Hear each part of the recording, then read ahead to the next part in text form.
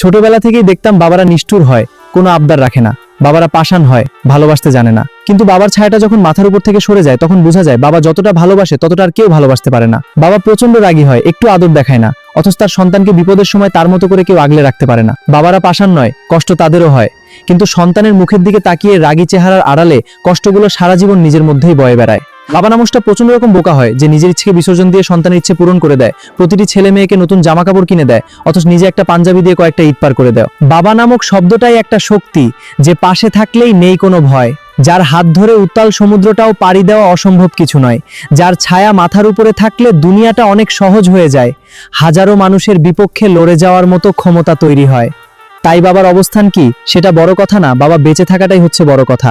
বাবা কখনো ভালোবাসি বলে না, নীরবে ভালোবেসে যায়, আর সন্তানের সুখের মাঝেই নিজের সুখ খুঁজে বেড়ায়। তাই তো আজ তোমাকে বলতে চাই, হয়নি কখনো বলা, অনেক বেশি ভালোবাসি তোমায় বাবা।